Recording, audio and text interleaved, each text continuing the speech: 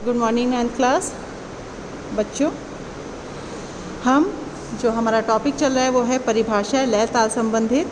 हमने अभी तक दो आपकी परिभाषाएं हम लोग ने जानी है, पहला बोल, दूसरा ठेका। आज हम तीसरी जानेंगे, वो है ताल।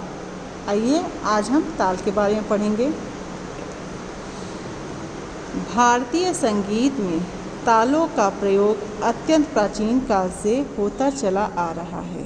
भारतीय संगीत में जो हमारे हिंदुस्तान, इंडियन जो म्यूज़िक है, हिंदुस्तान भारतीय संगीत, उसमें क्या है, जो आपका तालों का ताल संगीत, ये क्या है, ये आज के तो बने नहीं है बच्चों, ये प्राचीन काल से चले आ रहे हैं।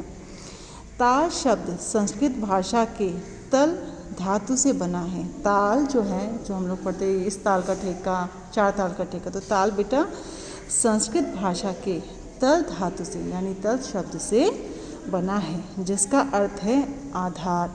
हम लोग कहते हैं नहीं, आप लोग नॉर्मल वे में भी आप बात करते होंगे तो तल, इस धरातल यानी कि धरातल ज़मीन से जुड़ा हो। जो आप पानी का भी एक, अगर आप पानी देखो तो उसको क्या, उसके तल पे जाना यानी उसके ज़मीन पे जाना, उसके पृथ्वी पे उसको जहाँ टच होती है वहाँ पे जाना, तो उसी को कहते हैं आधार, उसका बेस, उसका आधार है। अतः गायन, वादन तथा नर्तन सभी तालों पर आधारित और प्रतिष्ठित है। अब देखिए इस पे क्या क्या है, आपको सब पता है, गायन, वादन और नर्तन। नर्तन मतलब कथक या नृत्य, ये आप तीनों, यही तीन चीज़ हैं, होती ही हैं, जो कि ताल से हमेशा जुड़ी थी। यही इसका बेस है। ताल क्या है, गायन, वादन, नृत्य का बेस है, आधार है, उसका एक तरह से आप कहते हो पिलर है, ठीक है। संगीत में लगने वाले समय को नापने के साधन को ताल कहते हैं। बच्चों आप इसको अंडरलाइन ज़रूर करिएगा, ये आपकी डेफिनेशन है, आपकी ये मेन है। संगीत में लगने वाले समय को नापने के साधन को ताल कहते हैं। अब आप कहेंगे नापने कैसे नापें। अब हम, ये एक ठेका है, इस ठेके को हम कैसे नापेंगे। ये ठेका आपका 1 2 3 4 5 6 7 8 9 10, ठीक है, ये 10 मात्रे का ठेका है। तो आपने इसको कैसे नापा, इसको कैसे मापा कि ये 10 मात्रे का, उसको गिन के, उसमें समय लेके, उस मात्रा को पढ़ के समय लेके, तो जो जितना समय संगीत में लगने वाले समय को, अब हम ये 10 बोल को पढ़ने में हमें जितना समय लगेगा, ठीक है, वो क्या हो गया, आपके संगीत में लगने वाले समय को नापने के ताल कहते हैं, ठीक है, जो विभिन्न मात्राओं के संयोग से बना रहता है, जो कि विभिन्न, अब जैसे कि बच्चों ये झपताल है, ये 10 मात्रे की है। दूसरी एक ताल है बच्चों दादरा ताल की, वो कितने मात्रे की, वो 6 मात्रे की होती है।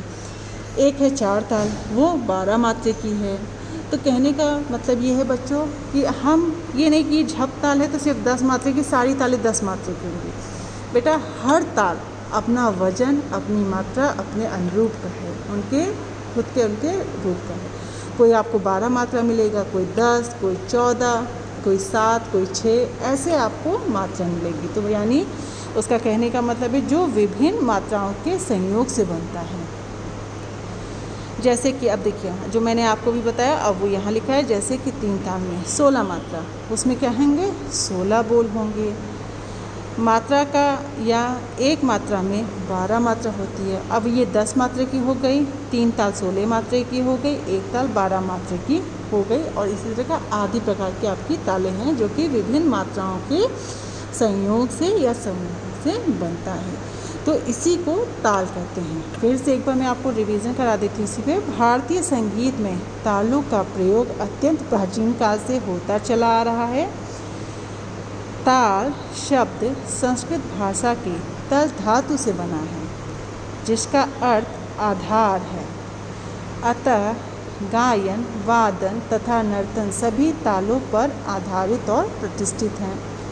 संगीत में लगने वाले समय को नापने के साधन को ताल कहते हैं, जो विभिन्न मात्राओं के संयोग से बनता है। जैसे कि 3 ताल में 16 मात्रा या एक ताल में 12 मात्रा का आदि, ठीक है बच्चों। अब आपने जहाँ ये काम ख़त्म किया होगा उसके आगे आप हेडिंग डालेंगे ताल, और उसके बारे में ये आप लिखेंगे।